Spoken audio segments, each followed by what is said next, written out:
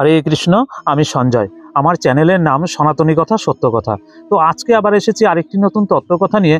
আজকের কাহিনী, ভগবান শ্রীকৃষ্ণ নিজেই বলেছেন যে পৃথিবীতে যা কিছু আছে তারই সৃষ্টি বা তারই পুত্র, বা পশু মানুষ যা কিছু আছে সব কিছুই ভগবান শ্রীকৃষ্ণের পুত্র।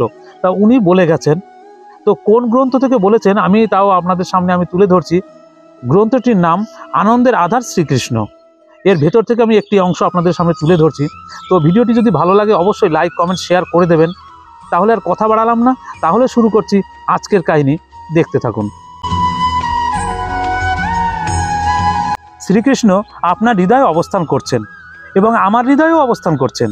ঈশ্বর সর্বভূতানাং হ্রদে সেহর্জন তিষ্ঠতি, অর্থাৎ ভগবান সকলের হৃদয়ে অধিষ্ঠিত। ভগবান আমাদের থেকে বিচ্ছিন্ন নন, সর্বদা বর্তমান। তিনি এমনই শরীর যে আমরা বারবার বিভিন্ন জন্মলাভ করার সময়ও আমাদের সঙ্গেই থাকেন। আমরা যে কখন তার প্রতি উন্মুখ হব সেটি দেখার জন্য তিনি অপেক্ষা করে আছেন। তিনি এতই দয়ালু যে তাকে আমরা বিস্মিত হলেও তিনি আমাদের কখনো বিস্মিত হন না। পুত্র তার পিতাকে বিস্মিত হতে পারে, কিন্তু পিতা কখনো তার পুত্রকে বিস্মিত হন না।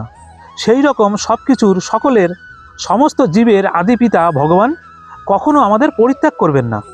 আমাদের বিভিন্ন দেহ থাকতে পারে, কিন্তু সেগুলি সবই আমাদের জামা বা কোটের মতো। আমাদের প্রকৃত সত্তার ক্ষেত্রে তাদের কোনো ভূমিকাই নেই। বিশুদ্ধ আত্মাই হলো আমাদের প্রকৃত সত্তা, এবং বিশুদ্ধ আত্মা পরমেশ্বর ভগবানের অংশস্বরূপ। 84 লক্ষ যোনি সম্পন্ন বিভিন্ন জীবন রয়েছে।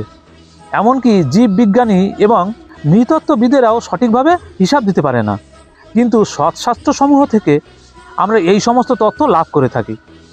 4 লক্ষ প্রকারের মানব প্রজাতি রয়েছে এবং এছাড়া 80 লক্ষ অন্যান্য যোনিসম্ভূত প্রজাতি রয়েছে।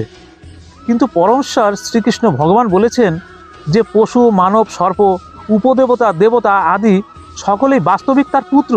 পিতা বীজ প্রদান করেন এবং মাতা সেই বীজ গ্রহণ করে থাকেন। তখন পিতার দেহ অনুসারে একটি দেহ গঠিত হয়, আর দেহটির গঠন যখন সম্পূর্ণভাবে রূপ পায় তখন তা বেরিয়ে আসে, হয় বিড়ালের দেহ থেকে, কুকুরের দেহ থেকে, কিংবা মানুষের দেহ থেকে। সেটিই উৎপত্তি হওয়ার পদ্ধতি। পিতা বীজ প্রদান করেন এবং মাতার গর্ভে দুটি তরল নির্যাসের একত্রে মিশ্রণে ফলে প্রথম রাত্রে ছোলার মতো একটি দেহের গঠন হয়। তারপর ক্রমান্বয়ে সেটি বর্ধিত হতে থাকে। তাতে 9টি ছিদ্রের প্রকাশ পায়: 2টি কান, 2টি চোখ, 2টি নাসারন্ধ্র, একটি মুখ, একটি উপস্থ এবং একটি পায়ু। বিগত জীবনের কর্ম অনুসারে জীব এই দেহ লাভ করে থাকে সুখ অথবা দুঃখ ভোগ করার জন্য। সেটি জন্ম মৃত্যুর প্রণালী। আর এই জীবনের শেষে জীবকে আবার মৃত্যুবরণ করতে হয় এবং সে আবার কোনো মাতার গর্ভে প্রবেশ করে, তখন আবার আরেক ধরনের দেহ ভূমিষ্ঠ হয়।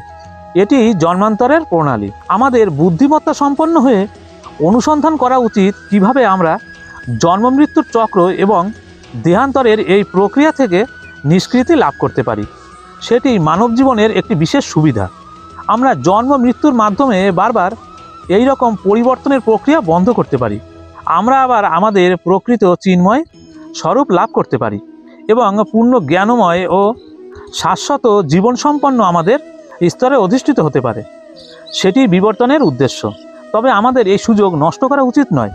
মুক্তির সমগ্র পন্থাটি শুরু হয় শ্রবণ ও কীর্তনের মাধ্যমে। ভগবানের দিব্য নাম হরে কৃষ্ণ কৃষ্ণ কৃষ্ণ হরে হরে, হরে রাম রাম রাম হরে হরে। কীর্তন এবং গীতার তত্ত্ব শ্রবণ করা শ্রীকৃষ্ণের সাক্ষাৎ সঙ্গ লাভ করাই সামিল হয়ে থাকে।